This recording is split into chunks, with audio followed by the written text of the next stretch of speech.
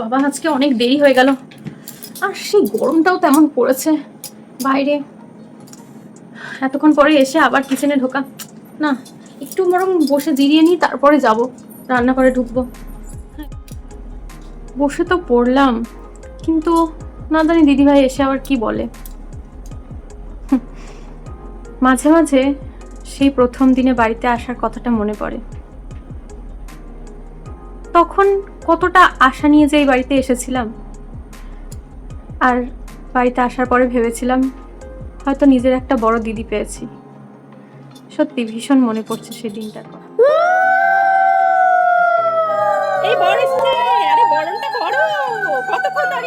বরণ তো হয়ে গেছে, এবার বাপাটা আগে দাও, দিয়ে ভেতরে ঢোকো।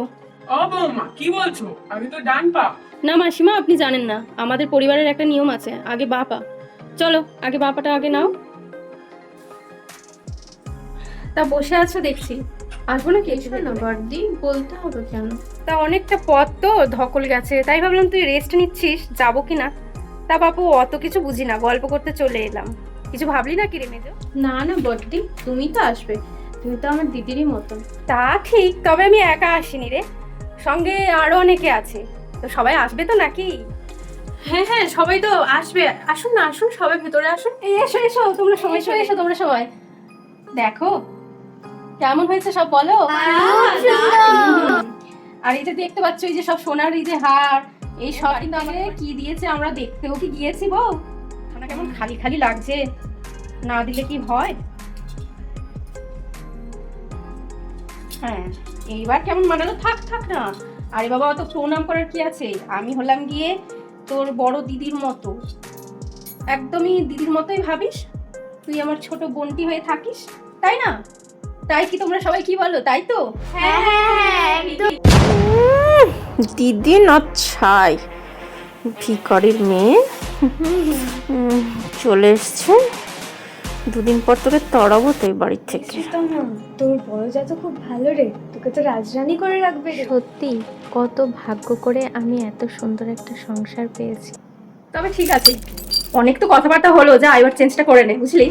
আর আরেকটা কথা, কিছু মনে করিস না, আজকালকার যুগে তোরা মেয়ে বিয়ের সময় এই কালো পাড়টা কি না পড়লেই হতো না? কোথায় কি অমঙ্গল ঘটে যায়। তা যাই হোক, যা যা তুই চেঞ্জটা করে নে, যা। আসতে উফ, দেখলি তো মুখের কথা খসতে না খসতে এক্ষুনি কি হতে যাচ্ছিল। আমি আর পারি না এসব, কি বাপের বাড়িতে কিছু শেখায়নি রে তোকে? কি করে দিল এরকম কালো শাড়ি, আর ওদের কি অমঙ্গল ঘটবে আমার সংসারে। যা যা যা যা যা, শাড়িটা ছেড়ে নে আগে, যা, তারপর দেখছি কি করা যায়।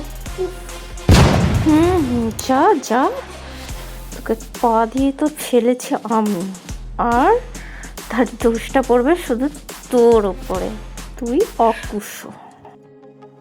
সেই অমঙ্গলটা ঘটেই গেল, আমি কি সত্যি সুখের সংসারটা গড়ে তুলতে পারবো না কি জানি। কি মেয়ে দেবো দুপুরে, কি আকাশ পাতাল তুমি ভাবতে বসেছো শুনি? মানে আমাকে কাজ ছেড়ে এখানে আসতে হলো, শাড়িটা পর্যন্ত এখনো চেঞ্জ হয়নি, এলো ছিল সন্ধ্যাবেলায়, ভগবান আর মানে কত শেখাবো। আর কি কোনো কাজ আছে না? কাজ নেই, এই মাত্রই তো এলাম দিদি ভাই, 5 মিনিট একটু বসেছি, সেটাও তোমার সহ্য হচ্ছে না? আমি কি কাজ করি না? আমি তো অফিস থেকে এসে সব কাজ করে দিই, জাস্ট 2 মিনিট বসেছি, সেটা দিয়ে তুমি কথা শোনাচ্ছ? দোগালি মিনমিনে মুখী নাকি কথা বেরোয় না তোর মুখ থেকে? এখন তো দেখছি একটু টাকা দেখেছিস না, গরিব বাড়ির মেয়ে, সেজন্য সাপের 5 পা আর মুখেও গুলি, বেশ তো ভালোই বেরিয়েছে। একদম চুপ চুপ করে নিজের কাজটা গিয়ে কর।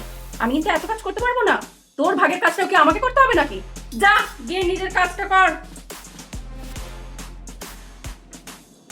যাচ্ছি, তবে শোনো দিদি ভাই, বারবার এইরকম করে মুখের ভাষা ইউজ করে আমার সাথে কথা বলতে আসবে না। আমি কিন্তু নিজের থেকে এই বাড়িতে চলে আসিনি, তোমরা আমাকে রীতিমতো এই বাড়িতে নিয়ে এসেছিলে। আর বারবার এই গরিব মা বাবার তুলে একদমই কথা বলবে না। মা বাবা আমার গরিব হতে পারে, কিন্তু শিক্ষাটা ভালোভাবে দিয়েছিল, না হলে আজকে তোমার মতন ভাষাতেই আমি কথা বলতে পারতাম, কিন্তু বললাম না। আর একটা কথা আমি ভালো করে বলে দিচ্ছি, যে এই বাড়িটা যতটা তোমার ততটাই কিন্তু আমার, তাই আমারও অধিকার আছে এই বাড়িতে আমি কখন কি করব সেটা ভাবা। বুঝতে পেরেছো?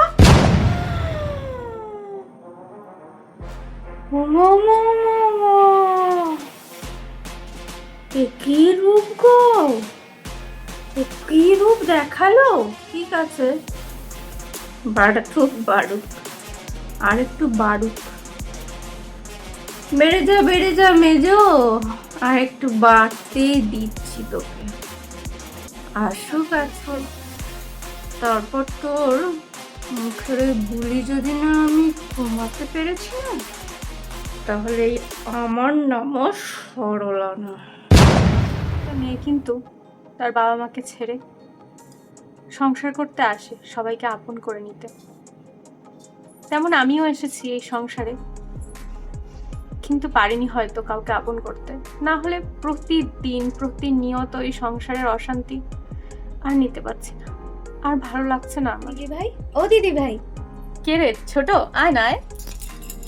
দিদি ভাই, আমার মিষ্টি দিদি ভাই, আমি দূর থেকে দাঁড়িয়ে সব শুনেছি। আমি বড়দি কি বলছিল তোমাকে, কিন্তু কিছু বলতে পারিনি ভয়ের চোটে। ও সব ছাড়ো তো, ও তো প্রতিদিনই বলতে থাকে। আরে দূর পাগলি, আমি এসব নিয়ে কিছু ভাবি নাকি। ছাড়ো তো ওর কথা, আর বাদ দাও। তুমি একটা বরং আমাকে একটা গান শোনাও এখন। আরে দূর, কত কাজ পড়ে আছে, এখন কেউ গান করতে বসে? শোনাও না, সব বাদ দাও তো। তুমি আর আমি মিলে পরে গিয়ে করে নেবো না হয়। এখন তুমি একটু গান শোনাও না আমাকে। আচ্ছা বাবা ঠিক আছে, তুই বললে না আমি কোনো কথা ফেলতে পারি না। ঠিক আছে, তারা শোনাচ্ছি। বধূ কোন আলো লাগলো লাগলো চোখে, লাগলো চোখে বধূ কোন আলো লাগলো লাগলো চোখে।